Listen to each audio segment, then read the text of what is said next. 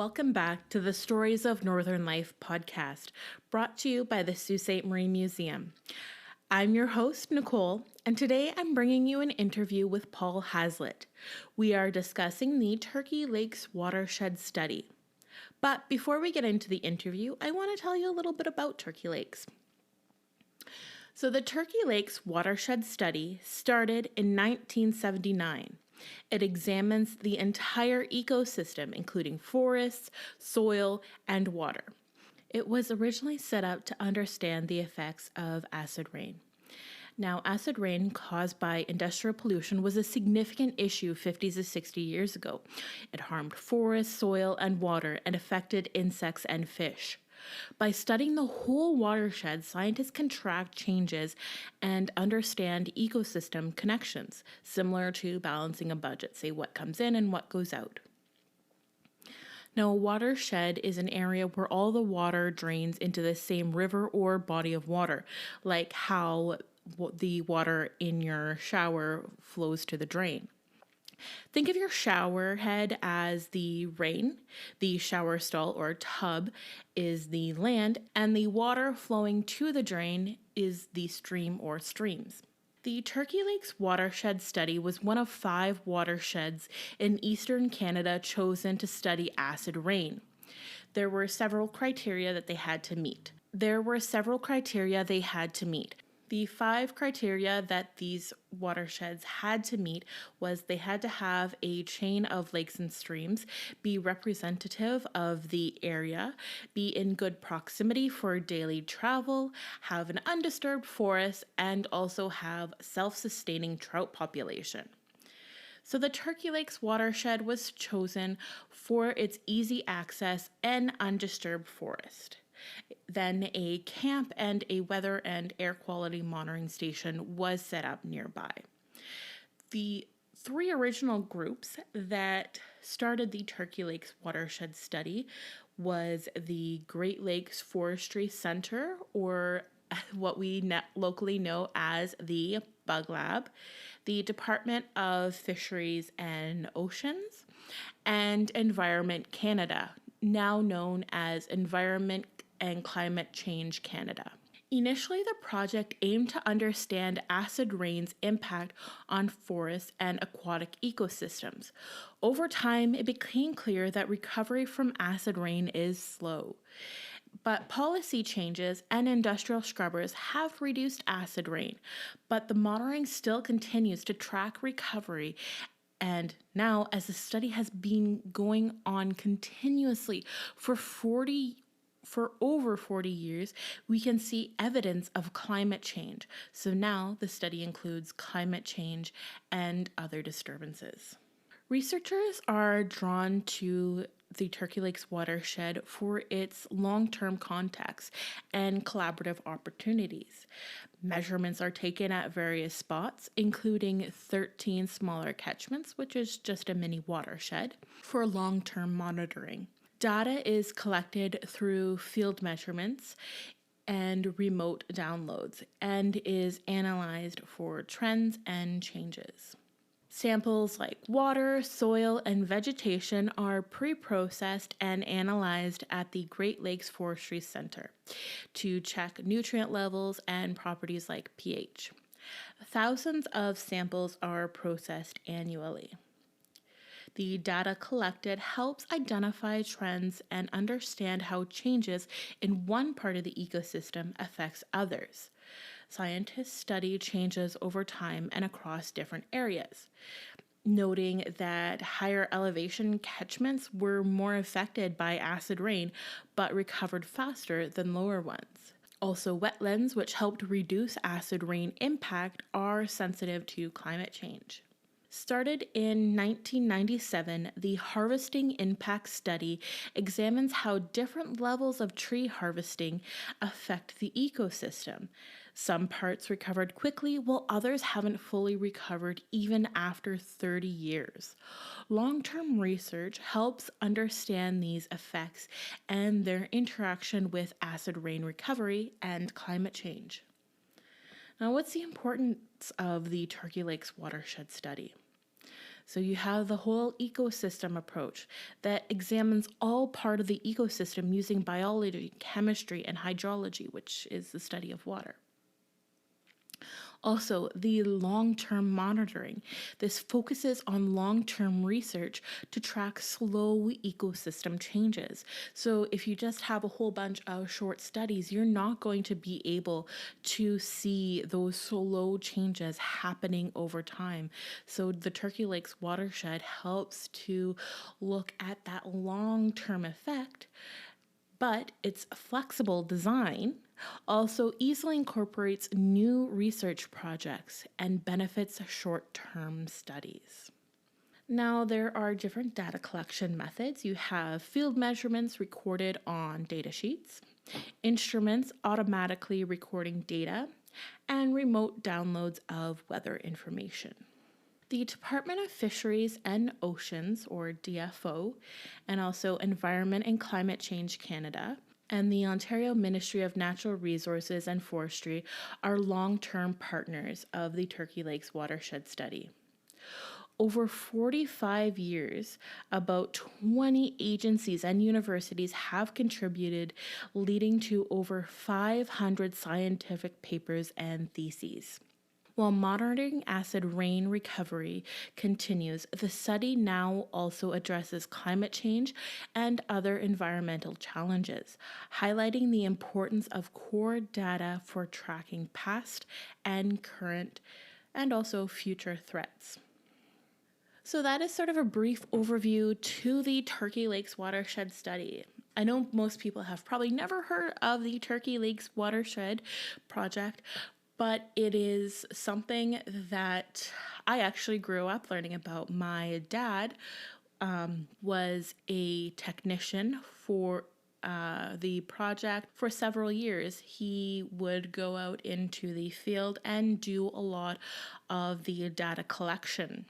And my mother was a soil chemist, so she would be the one back in the lab analyzing all these samples. So for as long as I can remember, they have always been talking about the Turkey Lakes Watershed Study. So I think it's something that is not only very interesting, but also really important for us to look at, to see the research that is being done here, how much research is going on in Sault Ste. Marie, and also how important that research is. So now that you have sort of an overview of the Turkey Lakes Watershed, we will get into the interview with Paul Hazlett, who joined the Turkey Lakes Watershed Studies soon after it started up and was eventually the lead on the study. And as always, remember to keep following our podcast, liking, writing reviews so that our podcast can be boosted and shared with more people. So let's get into the interview.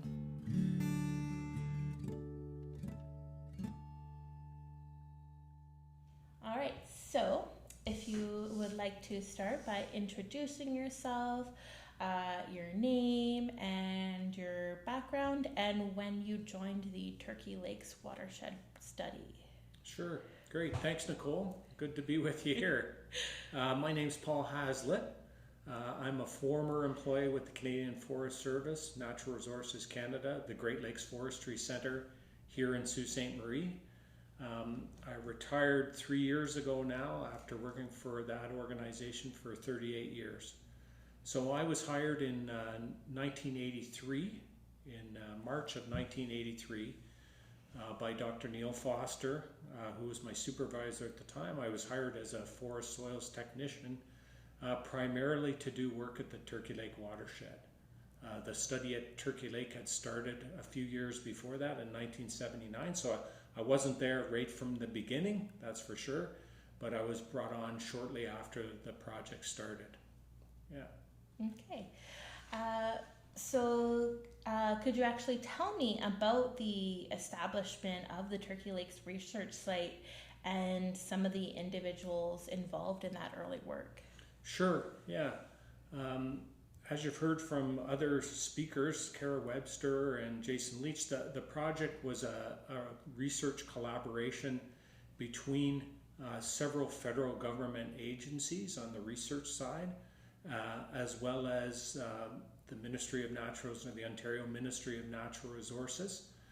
So there was I guess you could say a group of researchers that were responsible for the establishment of the site and carrying out the mandate to put the site on the ground in the Algoma area. So I'll list them off to you. It's worth mentioning all their names.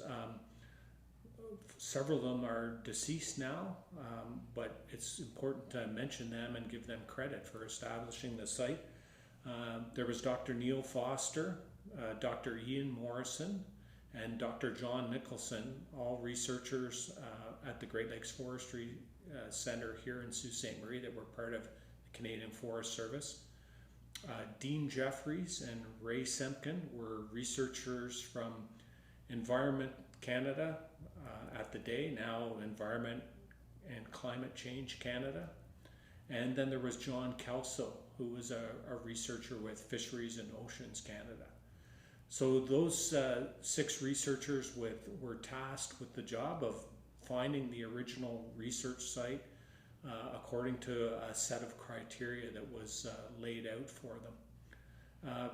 The main work on the ground and some in the laboratory searching for the research site. Remember, this is in the era before GPS systems. So the task of going through topographic maps to try and locate a possible watershed study mainly fell to a research technician named Wayne Johns, who still lives here in Sault Ste. Marie. And Wayne went through all the topographic maps and selected possible sites for selection. And then over time, that number was weaned down, if you like, to less than, it started out at about 100, and it was weaned down to about 30, and then finally weaned down to less than 10 to actually visit on the ground to take a look and decide about the establishment of the site. And then eventually the Turkey Lakes site was selected. I'd like to say just a few things about those original founders of the site. When I think about them all as a group, they were all really thoughtful researchers and very collaborative, which was really one of the main reasons the research came together so well. I'd also say they were all quite humble gentlemen as well. We're talking about world-renowned researchers here that were known throughout their specialties throughout the world.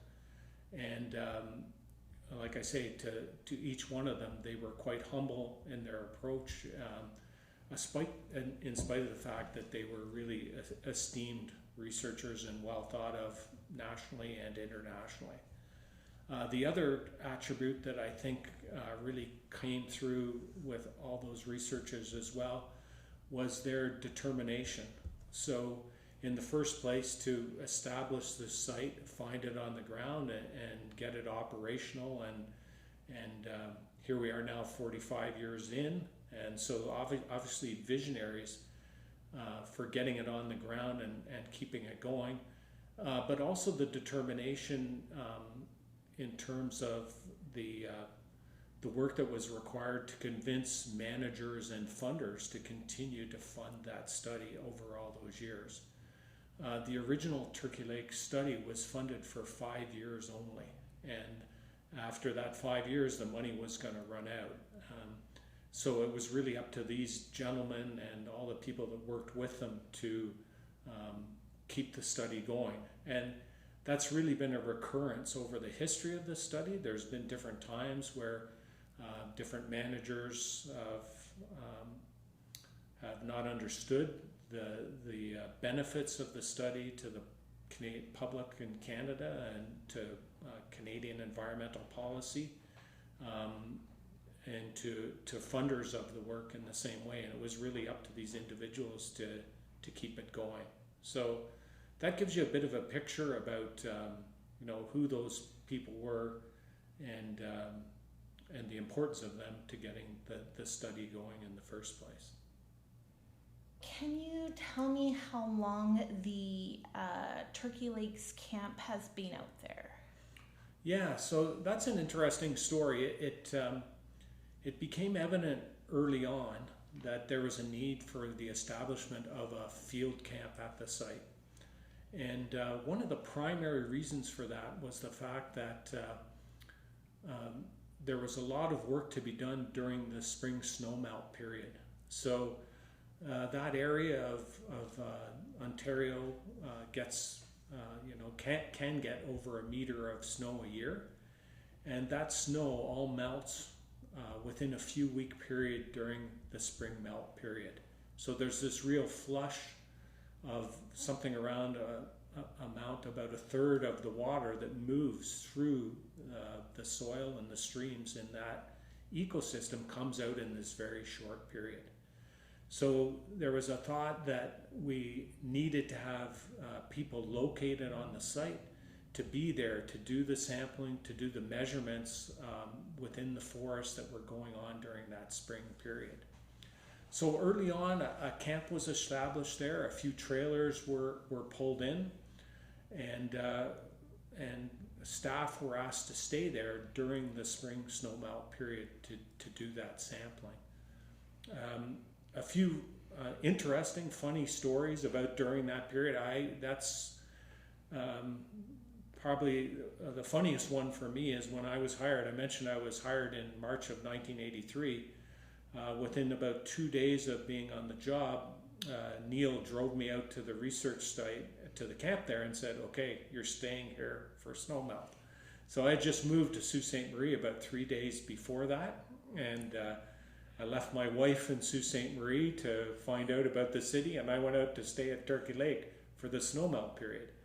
And of course, there was you didn't know how long you were staying out there because it all depended on the weather, how quickly the snow melted, how much rain there was.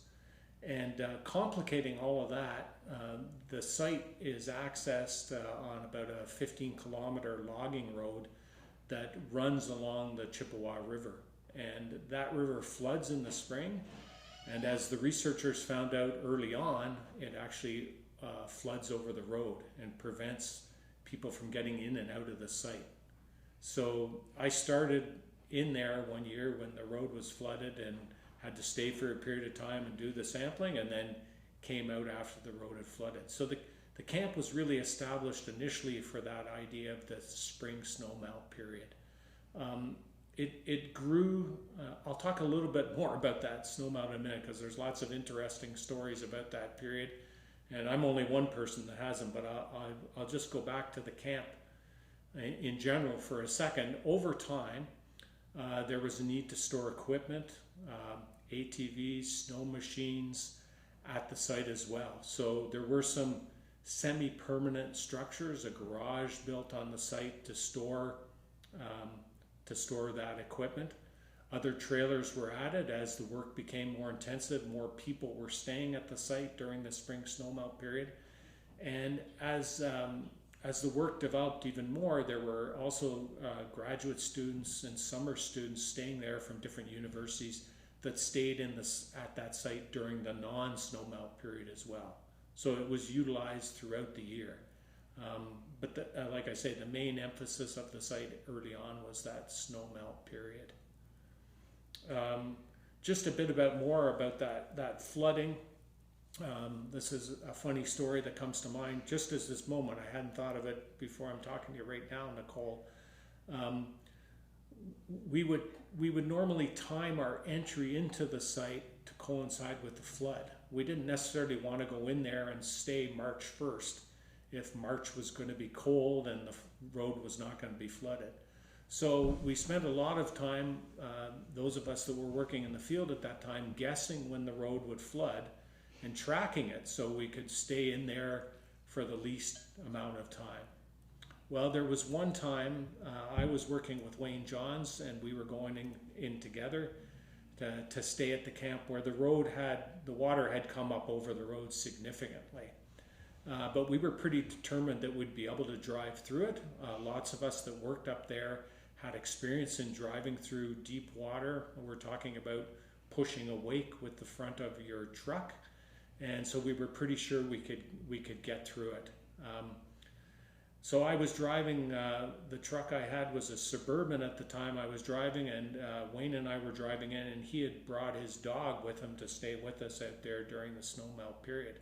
So we went through a few high water areas where the water was over the road and the water was coming in the truck, like under the doors into the truck. And Wayne's poor dog Tego was getting more and more upset about the water that was flowing in on the floor of the truck.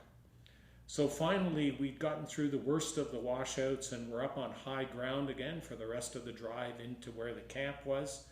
We opened the doors and the water flushed out of the truck, and Tego felt much better after that, but he would never ride in my truck ever again after that episode.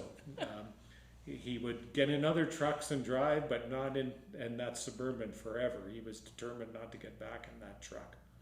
So that's just one story. There's lots of other ones about being stranded in there.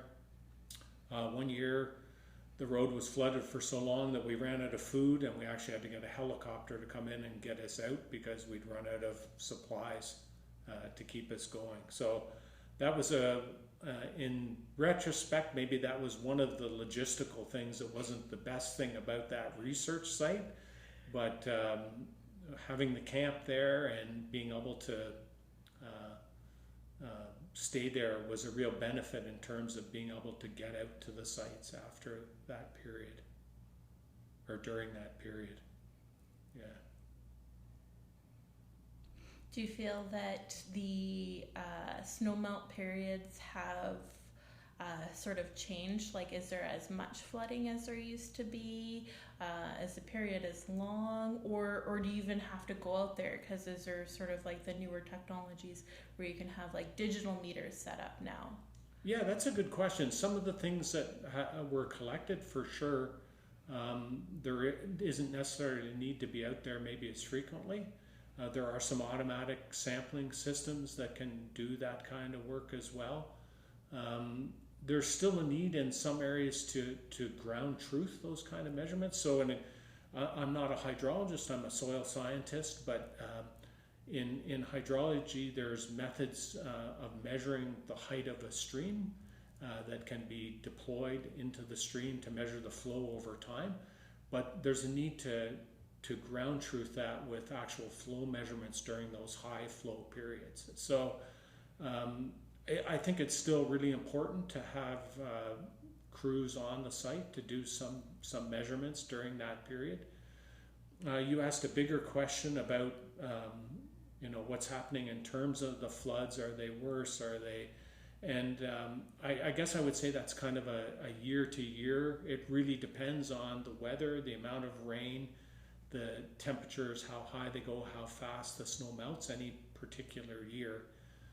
A lot of us in Sault Ste. Marie are used to hearing about the Goulet River and the flooding of that, and we kind of follow it every spring because it's in the news of people might have to evacuate from the floodplain of that river, which is very close to the Chippewa River going up to Turkey Lake as well. So it's really on a year-to-year basis. I mean, the work at Turkey Lake has uncovered some changes due to climate change. The first one that comes to mind to me, and I can kind of give you an anecdote around that, is I always used to mark my calendar that on Remembrance Day I would be on a snow machine at Turkey Lake. The snow was starting to come, and we'd have to use snow machines from then on all the way through March. Well, over time, and we know this just living in Sault Ste. Marie even, our winters are coming a lot later. The ice on the lakes is developing a lot later as well. And the data at Turkey Lake on both ice cover and snow cover, not just when you can jump on a snow machine, bears that out as well. So there have been changes in that way. Can you tell me about some of the other people, like in particular the students that have worked at the site? Yeah, that's a really good question. I think, that's something that often gets glossed over, is the fact that the Turkey Lake Watershed, the study, has really been a training ground for lots of students. So Many graduate students that have worked there from universities that have been associated with the researchers working at the site over the years have got their training there, have done their field work there, have collected data from the site, and they've really benefited from the long-term nature of the site. So oftentimes a graduate student's work would be a small piece that can build on to the long-term monitoring that's gone on at the site. So graduate students is one thing. In terms of students in general, and I don't have a count, I'm not sure anybody does, of the hundreds of graduate or the hundreds of students that have come on for summer student positions to assist with some of the measurements that have been made at the site, whether they're the water, the forest, the soil measurements. There have been hundreds of students that have worked there and have been hired there. So have used that for part of their secondary, post-secondary training, right, for sure. And also used it to have funds to go back to college or university in the fall as well. So yeah, in addition to thinking about all the research side of it, that people side of it is a really important one from the point of view. And it was always top of mind of the researchers there as well. Not only that they needed the help to get all the work that they wanted to get done, but also the fact that they're training the next generation of students that are going to be working in environmental science, right? Mm-hmm. It's worth mentioning. It sounds kind of cliche, but I think it is really worth mentioning. I mean, a good story about that, and you had mentioned to me before the interview that Kara hadn't mentioned this, but Kara Webster, mm-hmm. who's now a research scientist at the Great Lakes Forestry Centre and one of the chief researchers at the Turkey Lakes Watershed, actually did her PhD at the Turkey Lake Watershed as well, and then was hired afterwards by the Canadian Forest Service to work there. So in some of these cases, you see it coming back full circle, right back into the Turkey Lake Watershed as well in the case of Kara. Yeah. Now with those students, can you tell me where some of them have been from? Not just like in terms of like where their school, but like some of them have been like international students as well. Yeah, for sure. In particular in the graduate student sphere, more international students working there. I would say the majority of them though were students that were from Ontario and Canada that had come through, colleges and universities in Ontario as well. There's been lots of students right from Sault College, that the local community college here at Sault Ste. Marie, that have come and worked at Turkey Lake for summer student positions. Students in the Natural Environment Technician program, the Forestry Technician program at Sault College as well.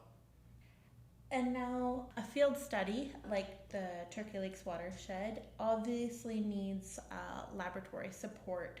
So how was the lab developed to support the project? Yeah, again, early on, I mean, the founders of the study realized right away that if they were going to be doing this kind of study where they'd be sampling water, where they'd be sampling soil, plant material, that they were going to need to have the establishment of a laboratory in Sault Ste. Marie to do those analyses. Without that support, the project wouldn't go on.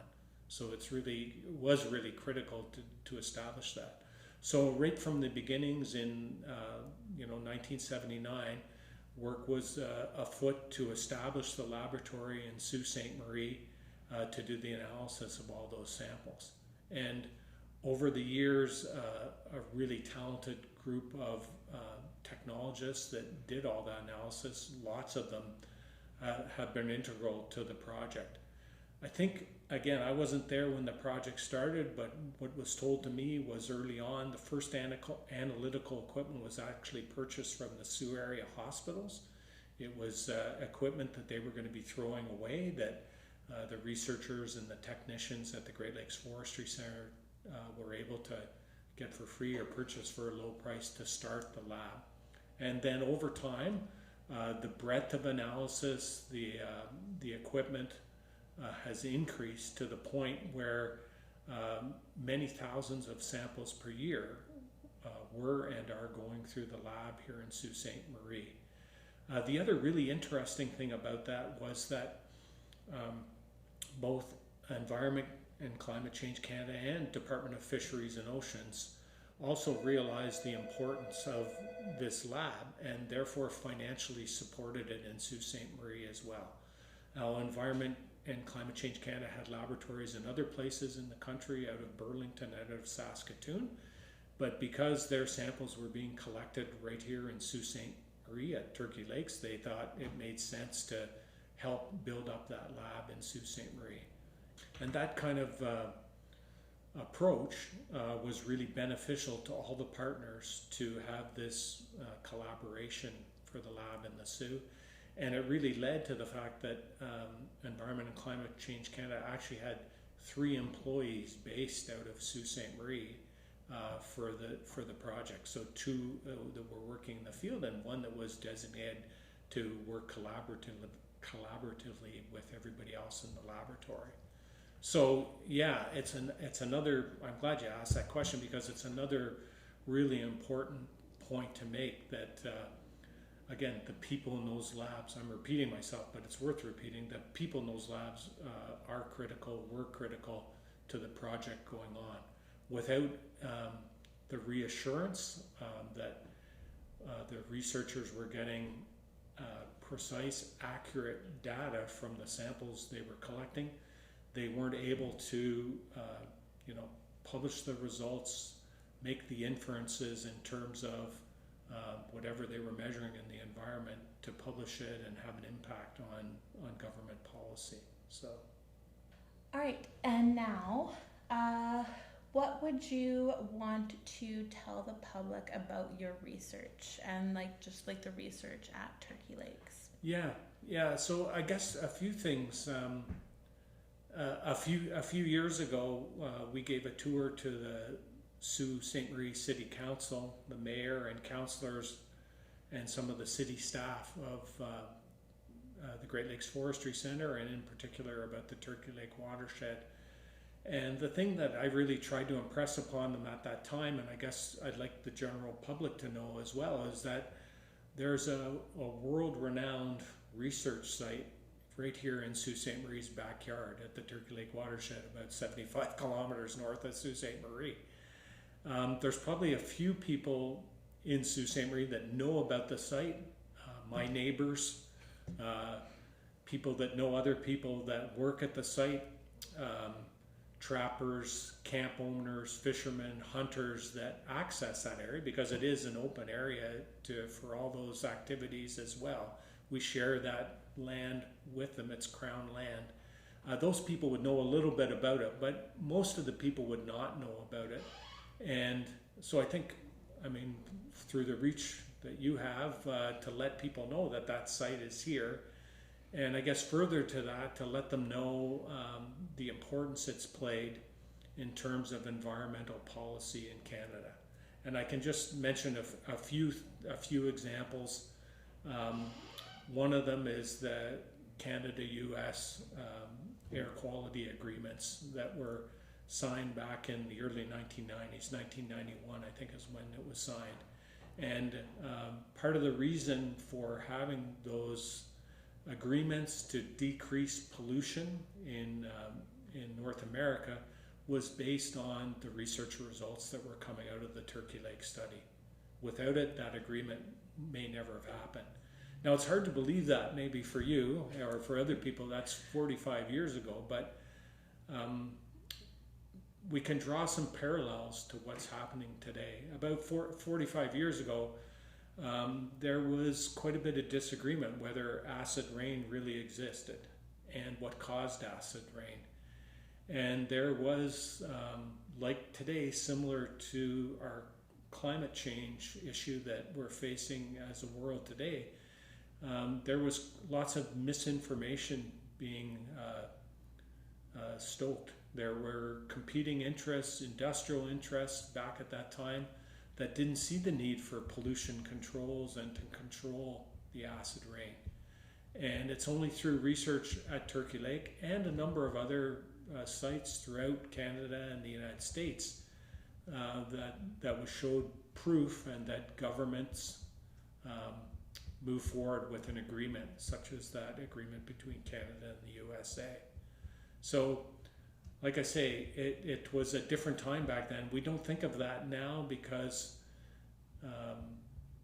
although there are still some remnant effects of acid rain in ecosystems, and some ecosystems are still recovering from it, where there's an agreement now that it did exist and we can do something about it. And so oftentimes when I'm talking to students, I tell them that the climate change debate that we're having now is much the same as that. There's still a lot of deniers out there that are trying to put forward their case, and many of them have vested interest in terms of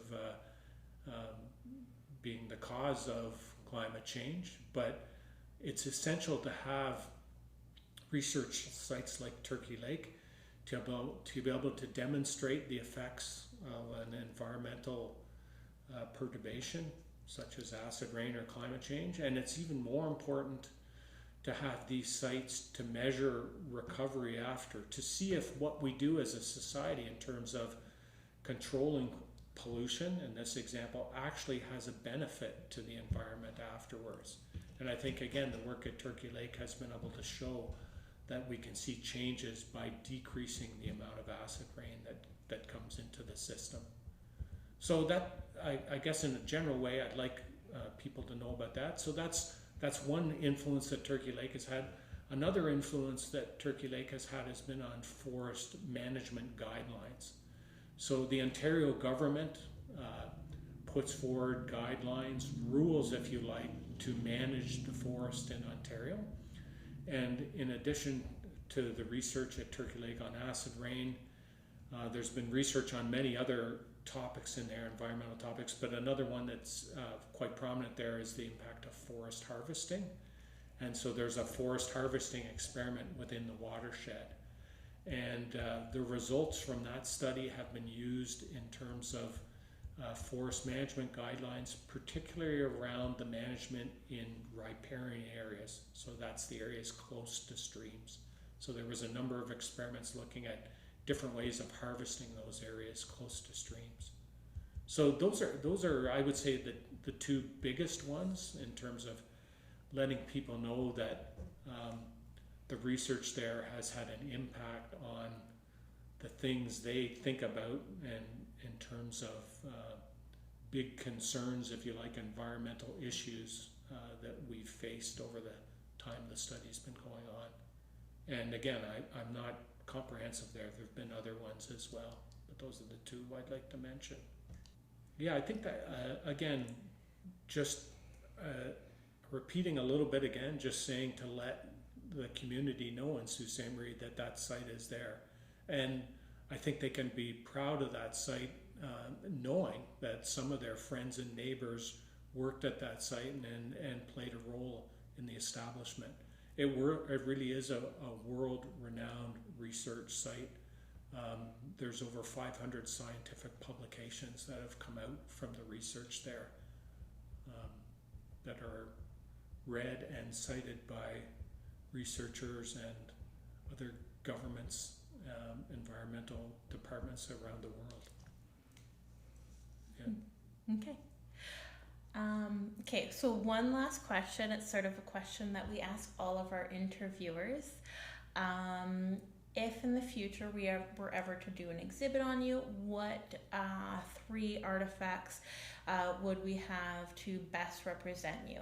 And now we sort of spent most of the time sort of talking about Turkey Lakes. So what could 3 things do you think would be best represent sort of your work with Turkey Lakes, or just like sort of Turkey Lakes? Because we are actually looking at doing an exhibit on Turkey Lakes. So maybe those 3 things we could actually even include in this upcoming exhibit. Okay, interesting. Yeah. So my main focus at Turkey Lakes has been working within the soil, and so that's sort of my niche. I joke with my grandkids that I carry a soil sample around in my pocket. So I guess probably for the first thing I would say, for any display on Turkey Lakes, you should have a display of a soil monolith. And you've probably seen those yourself, Nicole, in the Great Lakes Forestry Centre. So, and there's one there from the Turkey Lake Watershed that represents the soil. So a soil monolith is a display of an undisturbed soil profile, if you like, a cross section of the soil. And so that would be, for me, that would be important to highlight that part of the ecosystem and the importance of the soil to the ecosystem. Now, that's not so much a hands-on thing, right? So it's more of a display thing, but it's not a photograph. It's the actual soil that's been extracted from the field and then preserved in such a way that you can use it for exhibit or for teaching as well. If I was to think of a couple of other ones you're thinking of interactive stuff as well, I guess. Could right? be anything, yeah. Yeah, so I mean, and again, this steps away a little bit from Turkey Lake, but just the focus on soil, and it's important in ecosystems in general. There's always the possibility of having various soil samples and having individuals, students, have lots of fun to actually put their hands in the soil and feel different soil samples. And again, when I talk to students about working in soil or their experiences with soil, like even young kids, most of them have some experience going to the beach or going to their nearest place where there's clay and putting clay all over themselves. I don't know if you've had a soil experience like that in your past, but so being able just to touch and feel soil, it seems very elementary, but it can be a useful exercise as well to identify different types of soils, for sure. And I guess the last one, it's a little bit harder to execute. You were talking earlier about virtual reality, and but I mean, obviously being able to take a soil sample is a fun experience as well. And you can do that in many different ways. Probably the best one for a museum exhibit would be to have a soil auger, which is like a drill that you can take a soil sample with and extract it. And if you can do that in virtual reality, that would make it a lot easier rather than having a sandbox or something like that to try and drill into. But that would be another option there. Yeah. Okay. Hope that helps. Yep. Maybe the last one's a bit of a stretch, but Oh, who knows? yeah. Maybe we can think of something. Yeah. Yeah, okay. Well, thank you for joining us today. And thank you for all of this wonderful stuff on the Turkey Lakes Watershed. Great. It's been a pleasure to talk to you, Nicole. Thank you. Thanks.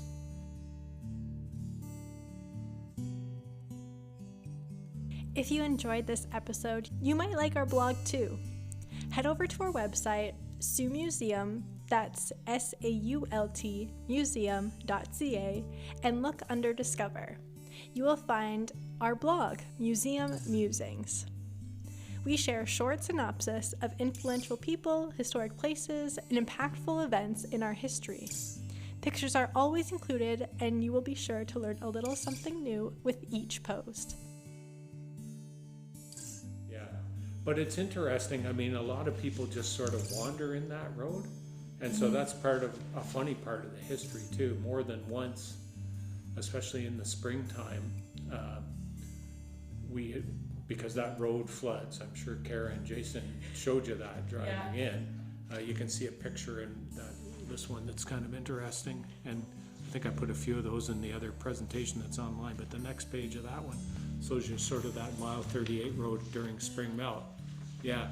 So we would be coming out because we'd be in there, and there would just be people wandering in this road, and we're like, it's kind of dangerous, right? Like, you could drive in one day to your camp thinking you're okay, and then the water would come up and you would be stranded. And numerous times we took people to our camp to keep them there because they couldn't get back to their camp or get back out to town.